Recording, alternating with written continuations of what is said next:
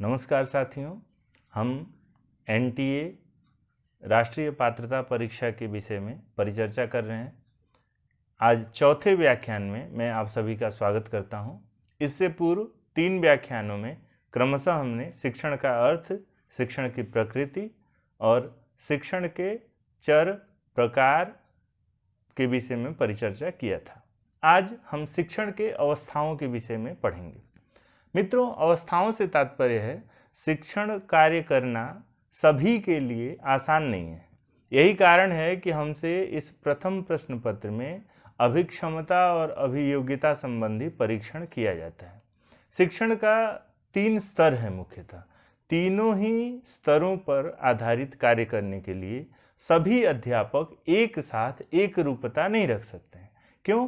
क्योंकि तीनों स्तरों पर शिक्षण की अवस्थाएं अलग अलग होती हैं। शिक्षण की मुख्यतः 3 अवस्थाएं हैं: शिक्षण के पूर्व की अवस्था और कक्षांतः अवस्था और शिक्षण के बाद की अवस्था। इन तीनों ही अवस्थाओं के बारे में हम इस व्याख्यान में परिचर्चा करेंगे। तो आइए शुरू करते हैं आज का व्याख्यान। साथियों, शिक्षण में क्रियाओं का बहुत अधिक महत्व है, क्योंकि बच्चों के सामने जब हम कोई क्रिया करके उपस्थापित करते हैं तो उसी क्रिया का अनुकरण करते हुए, अनुवर्तन करते हुए छात्र बहुत अधिक चीज़ें सीखते हैं। इसी क्रियात्मक शैली को हमें शिक्षण के अंतर्गत अनवरत प्रवाहित करना होता है। इस क्रियावस्था की शिक्षण के दौरान 3 अवस्थाएं मुख्यतः होती हैं: शिक्षण की पूर्व तत्परतावस्था, शिक्षण के अंतः क्रियावस्था और शिक्षण के पश्चात की क्रियावस्था। इसमें पहला बिंदु है शिक्षण के पूर्व तत्परतावस्था। पूर्व तत्परतावस्था, जैसा कि नाम से ही स्पष्ट हो रहा है कि शिक्षण आरंभ करने से पूर्व शिक्षक को उस शिक्षण हेतु किस प्रकार की तत्परता आवश्यक है, किस प्रकार की क्रियाओं का करना आवश्यक है, यह इस बिंदु के अंतर्गत आता है। तो सबसे पहले अध्यापक को चाहिए कि वो विद्यालय में जाने से पूर्व एक पाठ की संरचना तैयार करे। सामान्यतः जो भी प्रशिक्षण प्राप्त किए होंगे साथी, उनको पता भी होगा, अध्यापक कक्षा में जाने से पूर्व अपने अध्यापित किए जाने वाले पाठ्य की एक पाठ्य योजना बनाता है। उसमें सर्वप्रथम वह शिक्षण के उद्देश्यों को निर्धारित करता है। उद्देश्यों को निर्धारित करना क्यों अनिवार्य है? क्योंकि तभी आपको पता चलेगा कि आप किस मानसिक स्तर के बच्चों के अध्यापन करने जा रहे हैं और उस अध्यापन की प्रक्रिया में किस बिंदु को कितनी अधिक मात्रा में या कितनी गहराई तक बच्चों को समझाना है। क्योंकि कल के लेक्चर में यह परिचर्चा की थी कि शिक्षण का स्तर अलग अलग है। तो एक ही विषय वस्तु को जब अलग अलग स्तरों पर अध्यापित करना होता है तो अलग अलग स्तर के अनुरूप उस पाठ्य वस्तु का ज्ञानात्मक उद्देश्य अलग होगा, अवबोधात्मक उद्देश्य अलग होगा, क्रियात्मक उद्देश्य अलग होगा और मनोभावात्मक उद्देश्य अलग होगा।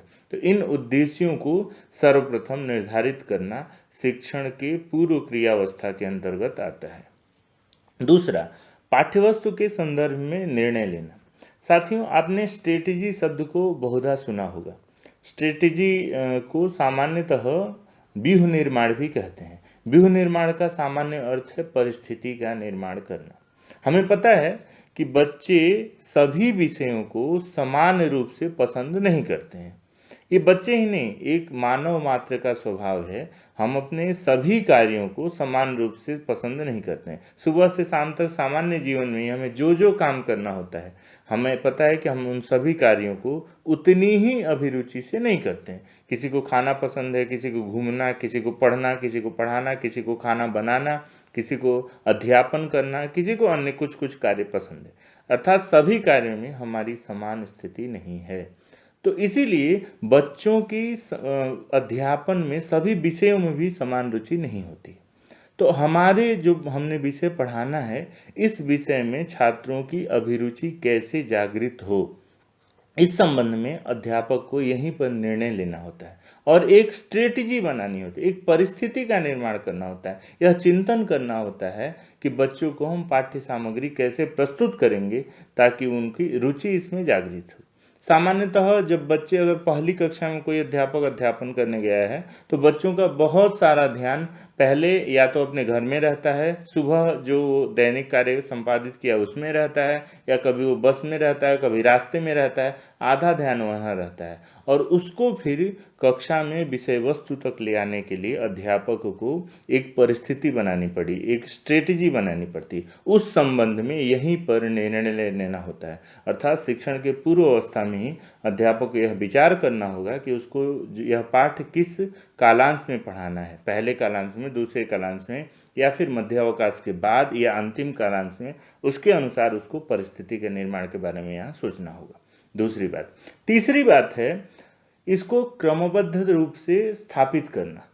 अध्यापक को जो जो क्रियाएं करनी हैं कक्षा में जाकर के उसको क्रमबद्ध रूप से पहले वो लिखता है, इसीलिए तो योजना निर्माण इसका नाम है। क्रमबद्ध रूप से प्रथमतया किस सोपान में वो किस चीज़ का उपस्थापन करेगा, किस बिंदु का चर्चा करेगा, और फिर कैसे वह अपने पाठ को प्रवर्धित करेगा, आगे बढ़ाएगा। तीसरी बात।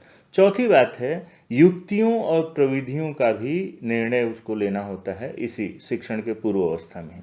युक्ति क्या होती है?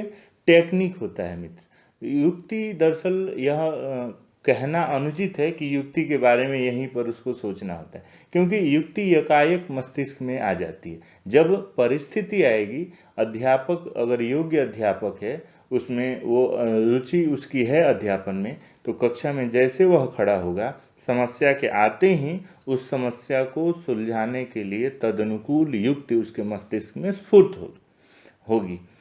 फिर भी हम दैनिक जब कक्षा में जाते हैं तो अपने छात्रों से हम अच्छी तरह परिचित होते हैं और हमें पता है कि कौन से छात्र इस विषय वस्तु को इस तरह से प्रस्तुत करने में किस प्रकार के प्रश्न ला सकते हैं या उनकी कौन सी जिज्ञासाएं हो सकती हैं, उसके बारे में अध्यापक को यहाँ विचार करना होता है। और साथ ही वह प्रविधियों का निर्धारण करता है। अपने पाठ को रुचिकर बनाने के लिए किन सहायक सामग्रियों का उपयोग उसे करना है या फिर कुछ उपकरणों का उपयोग करना है, तो कब, कैसे, किस सोपान में करना है, इत्यादि निर्णय भी इसी पूर्व क्रियावस्था में ही उसको लेना होता है।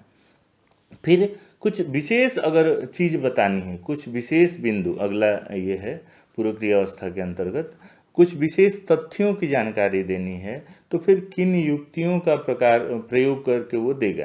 जैसा कि हम लोग बच्चों की किताबें पढ़ते हैं तो देखते हैं अक्सर एनसीईआरटी की किताबों में बूझो और पहेली मिल जाएंगी। ये दोनों आपस में एक दूसरे से बातचीत करते हुए एक दूसरे के लिए कुछ ना कुछ कार्य देते हैं कि आप अपने आसपास ढूंढो कि इस तरह की कौन सी चीज़ें मौजूद हैं जो हमारे पाठ से मिलती जुलती हैं। तो अध्यापक को भी ऐसी कुछ विशेष सामग्री जो समाज में निहित है उसका ज्ञान कराना है, तो उसको भी यहीं पर उसको विचार करना होता है, चिंतन करना होता है और इंगित करना होता है। इस प्रकार ये 4-5 जो मुख्य क्रियाएं हैं, इस शिक्षण के पूर्व की क्रियावस्था है, अर्थात अध्यापक को कक्षा में जाने से पूर्व इन बिंदुओं पर विचार करना होता है। शिक्षण की दूसरी अवस्था है अंतःक्रियावस्था। जैसा कि नाम से ही परिचित हैं हम सभी, अंतःक्रियावस्था के से तात्पर्य है अध्यापक जब कक्षा के अंदर प्रवेश करता है तो संपूर्ण कक्षा की अवधि में की जाने वाली सारी क्रियाएं इस अंतःक्रिया, शिक्षण अंतःक्रिया के अंतर्गत समाहित होती हैं। सर्वप्रथम अध्यापक को इसमें पाठ्यवस्तु को प्रस्तुत करने से पूर्व कक्षा का माहौल देखना होता है। चाहिए कि अध्यापक एक बार कक्षा में जाए और सर्वप्रथम अपने बच्चों को एक सरसरी निगाह से देखे। और सामान्य, चूंकि हमने पहले भी चर्चा किया इसी पाठ के शुरू में कि अनुवर्तन सीखते हैं, इसलिए हमें क्रियाओं को करना होता है। तो एक अभिवादन से शुरुआत हम कर सकते हैं। वैसे तो बच्चे भी सभ्य होते हैं, वो स्वयं अभिवादन करते हैं, तो हम उनकी प्रतिक्रिया उसी रूप में दे करके अभिवादन को स्वीकार कर सकते हैं और कक्षा की शुरुआत कर सकते हैं। साथ ही हमें यह देखना होता है कि बच्चों के सामने कुछ परिस्थितियां लानी होती हैं पाठ तक पहुंचने के लिए, जिससे बच्चे जो है पाठ तक आसानी से पहुंच जाएं। सामान्य भाषा में इसको प्रस्तावना कहते हैं। प्रस्तावना का अर्थ क्या है और मतलब क्या है, हमने पहले भी चर्चा की थी। बच्चे जब कक्षा में आते हैं तो जैसे मान लीजिए मध्यावकाश के बाद बच्चे आए हैं, तो मध्यावकाश में जो ब्रेक था, लंच ब्रेक, उसमें वो खेलते भी हैं, तो बहुत सारा ध्यान उनका अपने ग्रुप के साथ रहता है, उस खेल में रहता है, तो वहाँ से छात्रों को पाठ्य वस्तु तक हमें खींच करके ले आना होता है। या मान लीजिए वीकेंड के बाद वो आए हुए हैं क्लास में, मंडे सोमवार का पहला दिन है, पहली कक्षा है, उस समय उनका ध्यान पिछला, अगर वीकेंड पे वो अपने परिवार वालों के साथ घूमने गए हैं तो वहाँ भी ध्यान रहता है, तो उनको खींच करके लाना होता है। और दूसरा, हमारी पाठ्य वस्तु के संदर्भ में कोई ना कोई हमें शिक्षण सूत्रों का हम इसमें प्रयोग करते हैं। शिक्षण सूत्रों के बारे में आप जानते होंगे, नहीं तो आगे किसी लेक्चर में उसकी सामान्यतः चर्चा भी करेंगे। शिक्षण सूत्र का प्रयोग करने, शिक्षण सूत्र जैसे ज्ञात से अज्ञात की ओर, ज्ञात मतलब जितना अंश छात्र जानते हैं वहाँ से जो नहीं जानते हैं वहाँ के तरफ अध्यापक प्रवृत्त होता है बताने के लिए, तो वो एक प्रस्तावना करता है। प्रस्तावना के बाद कुछ उद्दीपकों को वो प्रस्तुत करता है। उद्दीपक स्टिमुलस, दरअसल उद्दीपक अनुक्रिया संबंध के बारे में हम अगले 5वें व्याख्यान में चर्चा करेंगे, जब अधिगम के बारे में पढ़ेंगे। सामान्य भाषा में आप समझ जाइए, उद्दीपक का अर्थ है स्टिमुलस। स्टिमुलस क्या होता है? उद्दीपक जो हमें रिएक्शन के लिए, अनुक्रिया करने के लिए बाध्य करे, उसको उद्दीपक कहते हैं। तो कुछ ऐसे शब्दों का हमें प्रयोग करना होता है इस प्रस्तावना में, ऐसे परिस्थितियों का प्रयोग करना होता है जिससे कि छात्र जो है पाठ्य वस्तु तक आसानी से पहुंच जाए। पहुंचने के बाद अध्यापक को पाठ को प्रस्तुत करना होता है। जिस योजनाबद्ध तरीके से वो पाठ का निर्माण सोच के आया है, उसी योजनाबद्ध तरीके से पाठ को प्रस्तुत करता है।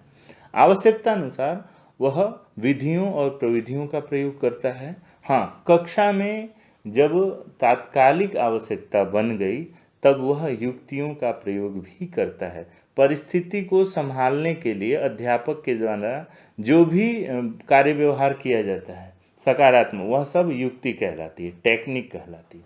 कक्षा का माहौल भी न खराब हो, बच्चे भी संतुष्ट रहें और अध्यापक हमेशा एक आदर्श के रूप में छात्रों के सामने आए। तो हमें बहुत सोच समझ करके अपना व्यवहार करना पड़ता है कक्षा में। हमें पता ही होगा कि हर अध्यापक से छात्र संतुष्ट नहीं होते हैं। हम सभी अपने जीवन में बहुत सारे अध्यापकों से पढ़े हैं, लेकिन इन सभी अध्यापकों से हम संतुष्ट नहीं रहा करते थे, सभी हमारे अनुकूल नहीं रहा करते थे। क्यों? कहीं न कहीं उन्होंने जिन युक्तियों का प्रयोग किया वो हमारे लिए भयावह थी। मुर्गा बना देना, दंडित कर देना, इसके अलावा भी तमाम युक्तियों का प्रयोग किया जा सकता है जिससे कक्षा को हम अपने नियंत्रण में रखें।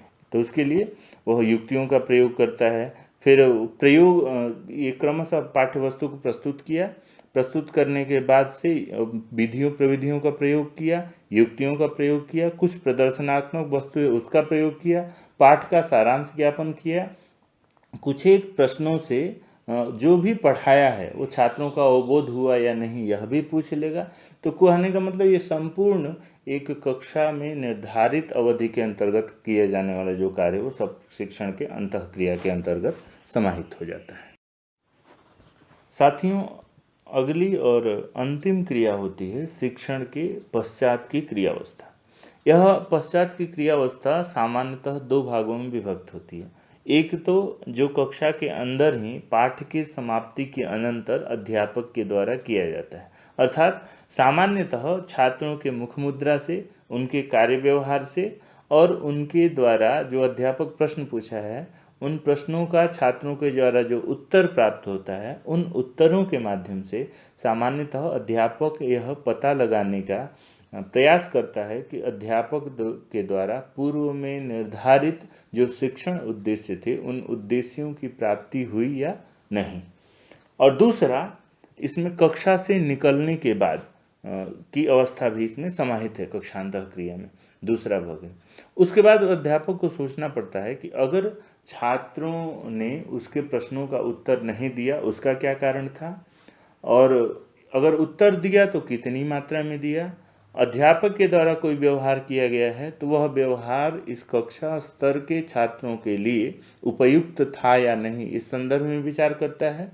फिर भविष्य में वह अपने शिक्षण पद्धति में, शिक्षण विधि में या जो उपकरण उसने प्रयोग किए थे सहायक सामग्री के रूप में, उन उपकरणों में, अध्यापक के भाषाई स्तर में, इनमें कहीं कुछ परिवर्तन की आवश्यकता तो नहीं है।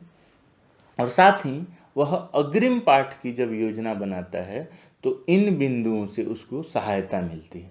इसकी सहायता से वह आगे अर्थात जो कक्षांतः क्रिया है इसके द्वारा प्राप्त जो निष्कर्ष है, इन निष्कर्षों के आधार पर अध्यापक अपनी अगली कक्षा की योजना बनाता है।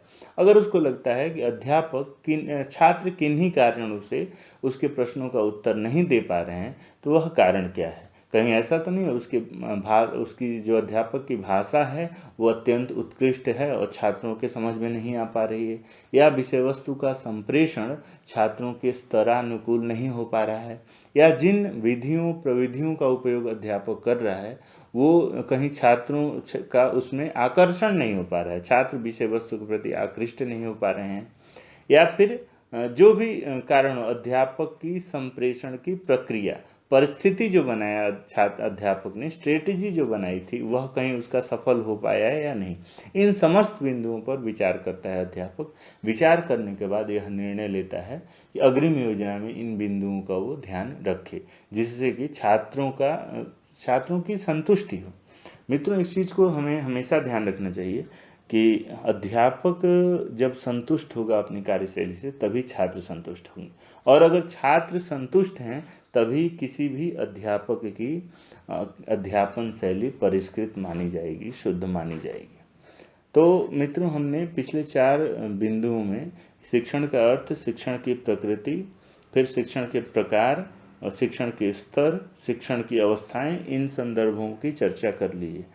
मेरे समझ से शिक्षण के बारे में अगर कोई प्रश्न आता है तो शायद आप इन प्रश्नों का उत्तर दे लेंगे। फिर भी अगर आपको संदेह लगता है या कुछ लगता है कुछ अंश छूट गया तो आप इसमें कमेंट बॉक्स में लिख दीजिए, उसके बारे में हम फिर अगली कक्षा में अलग से चर्चा कर लेंगे फिर से।